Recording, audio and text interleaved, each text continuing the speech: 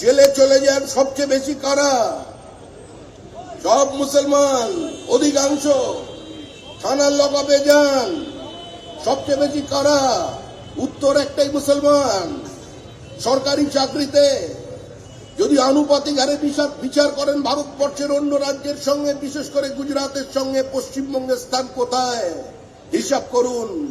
Homeopathic hospital, রাজ্যে কারা সেখানে আছে? 90% কারা? উত্তর একটাই, মুসলমান।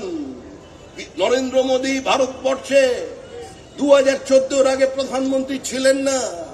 এই দেশ যারা চিরকাল পরিচালনা করেছে, বরং বলা ভালো শাসন করেছে, যারা আপনাদের জন্য চোখের জলে বুক ভাসিয়ে দিয়েছে, আজকে তারা কিন্তু রাম মন্দির তৈরি করা বন্ধ করতে পারেনি, বরঞ্চ এক সময় তারা জনরোষের কাছে মাথা নত করে রাম মন্দিরের দরজা খুলতে বাধ্য হয়েছে। আমাদের কাছে কোনো হিডেন এজেন্ডা নেই। আমরা চোখে চোখ রেখে বলছি যে পশ্চিমবঙ্গের মাটিতে বাবরি মসজিদ তৈরি হবে না। আমরা আপনাদের সামনে দাঁড়িয়ে বলছি, কোন ভারতীয় মুসলমানের কেশাগ্র কেউ স্পর্শ করতে পারবে না। এই মাটিকে যে মাদারে বতন মনে করে, এই দেশের দুঃখে যে দুঃখ পায়, আনন্দে যে বাজি ফাটায়, আজকে সেই মুসলমানের সঙ্গে বিজেপির কোথাও কোনো বিরোধ নেই। আমরা চাই একটা সম্প্রদায়কে দীর্ঘদিন সমাজ বিরোধী স্তরে নামিয়ে নিয়ে আসা হচ্ছে। আমরা চাই রাজ্যের মুসলমানরা সৈয়দ মুস্তফা আলীর কথা ভাবুক, সৈয়দ মুস্তফা সিরাজের কথা ভাবুক, এস ওয়াজেদ আলীর কথা ভাবুক। এ রাজ্যের মুসলমানরা আজকে এপিজে আব্দুল কালামের জীবনী পড়ুন, তার বই পড়ুন।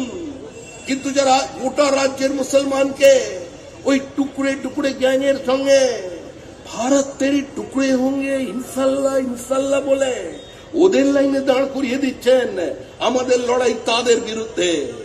এই লড়াই তরোয়ালের সঙ্গে বইয়ের লড়াই, এই লড়াই বোমার সঙ্গে কলমের লড়াই। আপনাদের সিদ্ধান্ত নিতে হবে, আপনারা কাদের পাশে থাকবেন। যদি কেউ আমাদের ভোট না দেন, তারপরেও আমাদের কোনো বক্তব্য নেই। বিহারের ডেমোগ্রাফি দেখুন, বিভিন্ন আসনে, আসামের দিকে তাকান, এখানের থেকে বেশি সংখ্যালঘু আসামে আছে। দুবারের জন্য বিজেপির সরকার তৈরি হয়েছে, সেখানে খারিজি মাদ্রাসা বন্ধ করেছে। মুসলমান ভাই বোনেদের কাছে, বর্তমান প্রজন্মের কাছে বিজ্ঞান শিক্ষা, ইংরেজি শিক্ষা, অঙ্কের শিক্ষা দেবার জন্য তারা ব্যবস্থা করেছে। তৃতীয়বারের জন্য আরো বেশি ভোটে এগিয়ে নিয়ে যেতে চলেছেন রাজ্যকে। আমাদের ওই রাজ্যের মুখ্যমন্ত্রী বিজেপির জয় নিশ্চিত, কালের দেওয়াল নেই। দেখুন, পশ্চিমবঙ্গে তৃণমূল সরকার নেই। আপনারা সিঙ্গুর আন্দোলন দেখেছেন, সিঙ্গুরের কৃষক জমি ফেরত পেয়েছে, কিন্তু জমি ফসল ফেরত পায়নি। পশ্চিমবঙ্গে শিল্পের কোনো পরিবেশ নেই। Lower judiciary is under threat.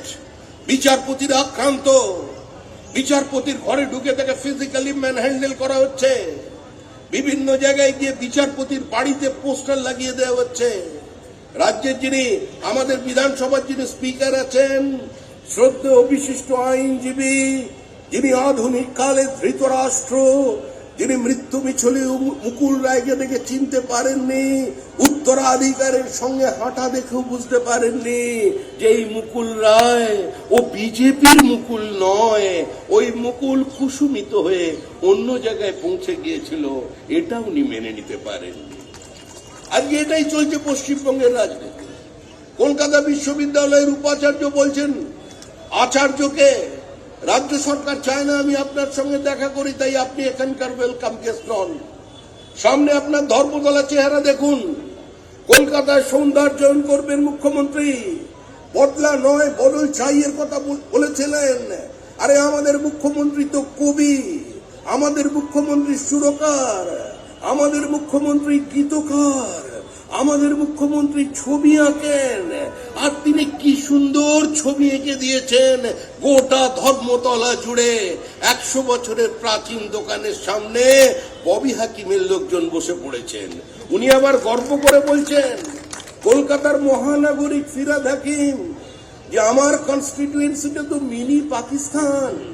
ওখান থেকে লোকজন এখানে চলে আসছেন। বিভেদের রাজনীতি কারা তৈরি করছে? এই যে যারা এখানে আছি, আমরা যারা উদ্বাস্তু পরিজনের লোকেরা আছি, আমরা যারা মতুয়া আছি, নমসূত্র আছি, রাজবংশী আছি, ঘোষ বোস দত্তমিত্র আছি, আমরা যারা ব্যানার্জি চক্রবর্তী আছি, আমরা দুর্ভাগা, আমাদের কোনো জাত নেই, আমরা দুর্ভাগ্যক্রমে হিন্দু কুলে জন্মেছি। উনি আমাদের জন্য কত চোখের জল ফেলছেন, আমাদের কষ্টের কথা ববি হাকিম বুঝতে পেরেছেন। উনি বলেছেন গিয়ে যে আপনি তোমাদের মুসলমান ভাই তোমাদের দায়িত্ব দিলাম, অন্তত একজনকে তোমরা আমার কাছে নিয়ে চলে এসো, মানে আমাদের দিকে কাটাকুটি করে নিয়ে চলে এসো। এটা হচ্ছে সরাসরি দাওয়াতি ইসলামের বক্তব্য। পশ্চিমবঙ্গের মাটিতে কোনোদিন হিন্দিবাদী বাংলাবাদী শুনিনি। আমরা জানতাম পশ্চিমবঙ্গের মাটিতে যারা জন্মগ্রহণ করেছেন তারা প্রত্যেকেই বাঙালি। যিনি বাংলায় কথা বলেন শুধু সে বাঙালি নয়, যে বাংলা কথা বলার চেষ্টা করে সেও বাঙালি, যে বাংলার সঙ্গে হিন্দি মিশিয়ে বাংলাকে উপস্থাপিত করে সেই বাঙালি, যে বাংলার মাটিতে সমৃদ্ধির সৃষ্টি করেছে সে বাঙালি, যে বাংলার মাটিতে বিনিয়োগ করেছে, কর্মসংস্থান দিয়েছে, অর্থনৈতিক শ্রীবৃদ্ধি ঘটিয়েছে সেই বাঙালি। কিন্তু একটা বার্তা দিয়েছিল, বার্তা সিপিআইএম আদিত্য বিড়লাকে এই কলকাতা শহরের মধ্যে তার জামা কাপড় খুলে নিয়ে তাকে পাঠিয়ে দিয়েছিল দূরে। সিপিএম এখান থেকে শিল্প তাড়িয়েছে, আর পশ্চিমবঙ্গের যিনি তৃণমূল কংগ্রেস ক্ষমতায় এসে শিল্পের সঙ্গে শিল্প সম্ভাবনাকে শিল্পীকেও এ রাজ্যের বাইরে বার করে দিয়েছে।